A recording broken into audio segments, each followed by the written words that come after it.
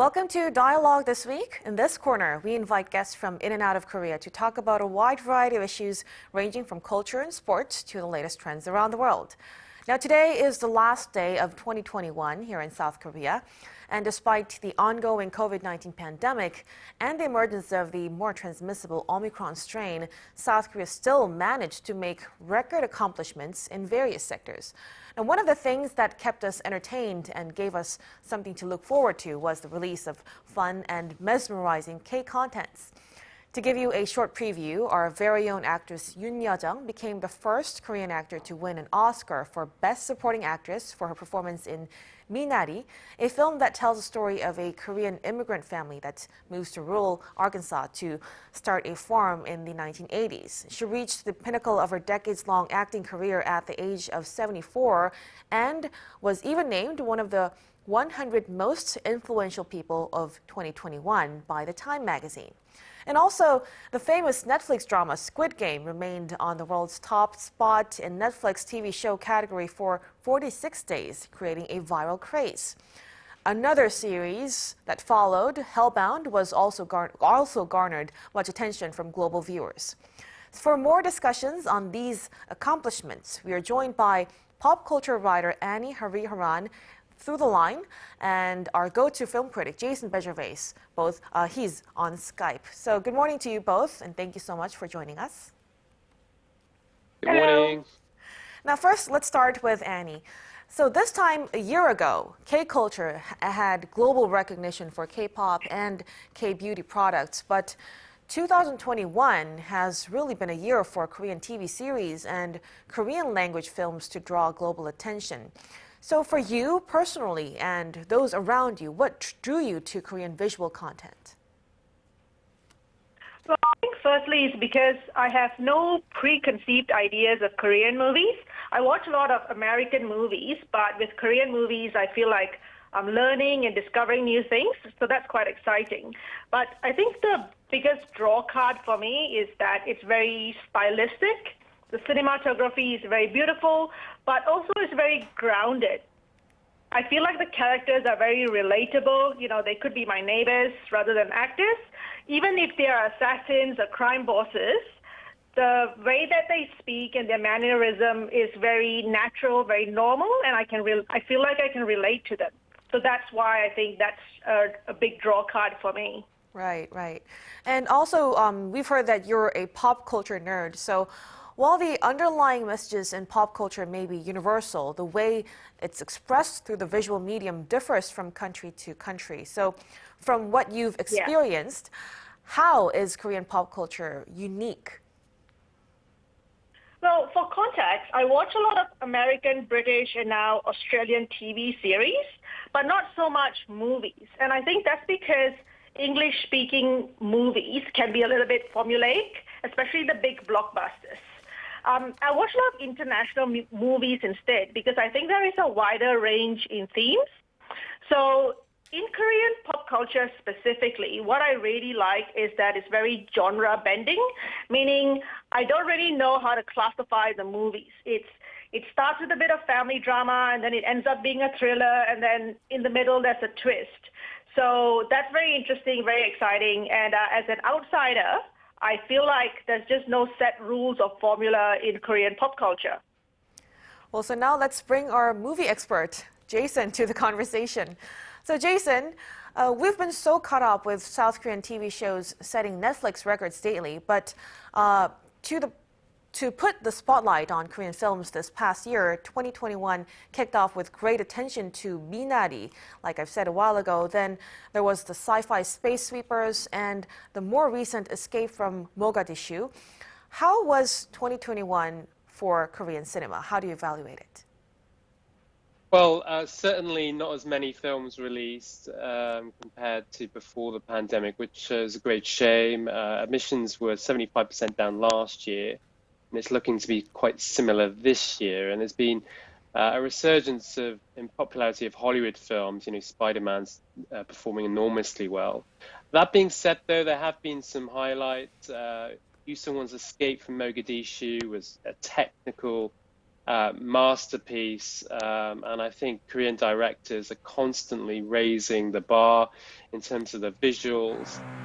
Lee Jin-ik's Book of Fish was also very well received by the local industry. Critics very much like the film and praising the actors as well, Seo Kyung-gu in particular.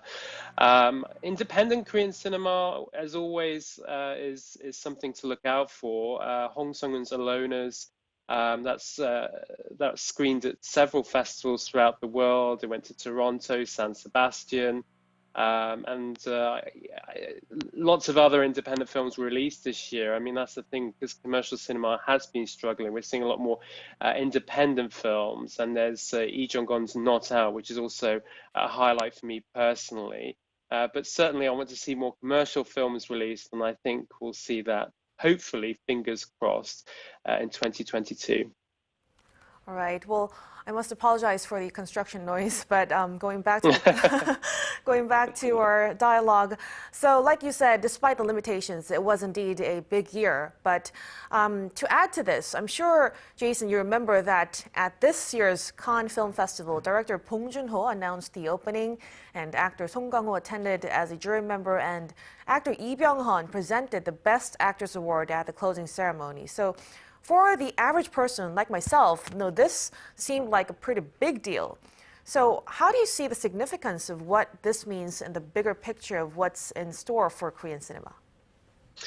Yeah, I mean, Korean cinema is, it's just so popular at the moment, isn't it? I think there have been different stages in terms of its popularity overseas. I mean, Park Chan-wook's Old Boy won the Grand Prix in 2004, and it could have won the Palme d'Or, but didn't. That went to Michael Moore's Fahrenheit 9/11. But I think over recent years, Korean cinema has become even more popular, and certainly Bong Joon-ho's Parasite went on to win the Palme d'Or, and then went on to win Best Picture at the Academy Awards, which is an historic win. It just made sense, I think, for the Cannes Film Festival to honor that and have Song Kang-ho on the jury. And obviously, Bong Joon-ho is back in Cannes, as you expect. And I see him presiding over that jury at some point in the not too distant future. And he presided over the jury in Venice. And I think we're going to see Korean cinema just continue to become increasingly popular over the next few years, because the talent is here, it has the profile, and I think everyone's looking out and seeing what's on the horizon in terms of Korean cinema. So we will have to look forward to that. Now let's turn back to Annie. Well, there may be other platforms, yes, hello, by next year. So for the year 2021, Netflix has played a big role in making South Korean video content accessible to international audiences. But, some may say it was COVID-19 that created a perfect storm for so much popularity. So what is your take? Do you think Korean pop culture would have gotten the same amount of attention eventually? Was it because of COVID? I don't know. I think it's true we're all glued to our TV and we're all searching for entertainment and commonality, and I think streaming channels, I have to say, it makes it easier to discover new content at your own pace, and that's good. But I think the success, though, I'm not sure it's COVID and lockdown related. I think to echo Jason, Parasite winning at the Oscars last year was a really big moment. And it made the average viewer, including people like myself, become really curious about Korean movies and pop culture and series. Until before that, I think my idea of Korean pop culture was the series Winter Sonata, which is 20 years old, but that was my extent of knowledge of Korean pop culture. And after that, I started watching a lot more, and I started discovering things that I probably would not have known about. So I think that's why it's gotten a lot of attention. That win at the Oscars, I think, was really historic, and it exposed people to a lot more content. And Annie, I heard that you're based in Melbourne. So what is the best? Yes, I am. Yes, you are, right? So what is the best means to access Korean TV and films there? And I also two. Yes. One is SBS, which is a free-to-air TV channel, and they focus a lot on international content. So that's where I get all my Korean movie fix. The other one, of course, is Netflix, and that's global, and that's everywhere. Well, I also want to ask, like, how popular is Kcontent there in Australia? Probably it's very niche. It's popular among the Korean expat community here, but I think over time it's transcended that, and it's just anyone who likes movies would tune into it. All right. And also, Jason, it seems like the OTT platform is growing, and joining Netflix, we now have Apple TV and Disney Plus. And just recently, I've seen an article that hinted HBO Max could launch in the Korean market as well. So the Wall Street Journal article that I read, it said in hunt for the next Squid Game, streaming services battle for South Korean shows. How do you see this? Well, I mean, HBO Max is owned by Warner Brothers. It's their streaming platform. And Warner Brothers Korea, they have long been, well, they've been active in Korea for a number of years, although they did make an exit because they had a number of failures, including Kim Ji-yoon's Inlang. But they actually co-distributed Take Care of My Cat in the early 2000s, which is an iconic Korean film. They also co-distributed Park Chang-wook's Paju, and then they've been financing Korean titles as well, including Kim Ji-yoon's The Age of Shadows that was released in 2016 and did really, really well. And I think it's just a matter of time before that they start financing more content. Yes, they kind of left the Korean film industry, but I think it was always in view of coming back in the form of a streaming platform, and that's what they're doing. And yeah, Squid Game is just so popular, and the studio heads just see that, and they want to be very much part of that success, and so they're going to finance Korean content. That seems inevitable. And the streaming wars in Korea, they're just so intense. I think the streaming wars are intense in the States as well, but I think in Korea it's almost at another level because you've got all the American platforms. You know, you've got Netflix, you've got Apple TV, you've got Amazon Prime, but you've also got the Korean platforms. You know, you've got Coupang Play, you've got TVing, you've got KT's platform, you've got Watcher, you've got Wave. It's going to be really interesting to see how this evolves over the coming months and years. But I think HBO Max coming to Korea, that seemed inevitable. Wow, I'm already excited to see more of these shows coming up through these platforms.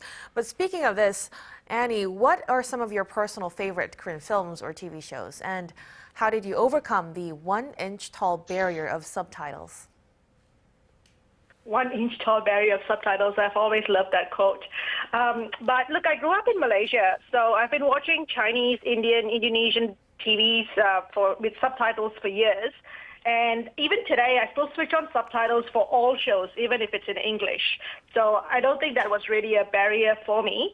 But you asked me about my favorite Korean shows, and I think I have maybe 4 or 5. That's Lady Vengeance, because it reminds me of Kill Bill, Train to Busan, Burning, Parasite, of course, and maybe I'll throw in there The Handmaiden. I think those are my top 5. And can I also ask why? Because there's a lot of, firstly, all these movies, what they have in common is that they are unpredictable. They've got twists and turns.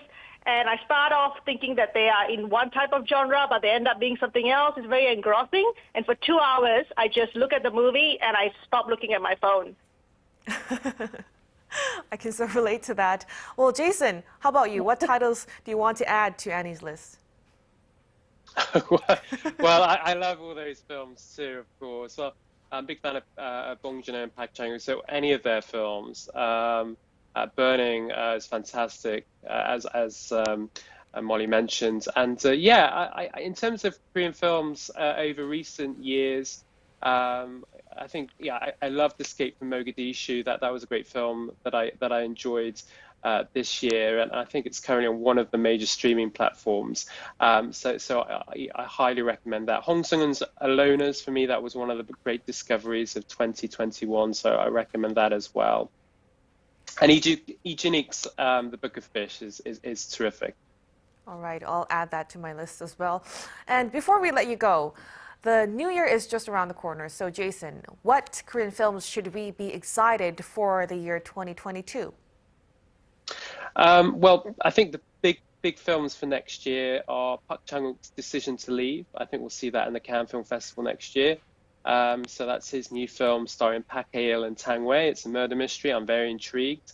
There's also Im Sin-hae's Point Men, which is set in Afghanistan, I think in 2007, starring Hwang Jong-min and Hyun Bin as well. This is a Korean film, but it's directed by a Japanese filmmaker, Hirokazu Korida's Broker, starring Bae Jun-ah and Song Kang-ho. So I'm really curious to see that, quite possibly in Cannes as well. There's Kim Tae-yong's Wonderland, a sci-fi adventure, very intrigued by that, starring Suzy. And Han Jae-in's Emergency Declaration, that screened in Cannes earlier on this year. Doesn't have great reviews, but as someone who likes aviation, I'm quite intrigued by that. And I do like the filmmaker as well. So there's plenty to look out for in 2022. And because there are so few Korean commercial releases, I think it's going to be like buses. I think it will be a while. It's been a while since we've seen a lot of commercial films in cinemas, but I think we're going to see a lot of titles come out over a short space of time. Well, I think I'm already so much excited to look forward to those films. All right, I'm afraid we will have to wrap up at this point. Thank you so much, Annie and Jason, for your contributions to our show. I hope you have a blessed new year, and I wish you both success in 2022. Thank you. Thank you so much. Bye.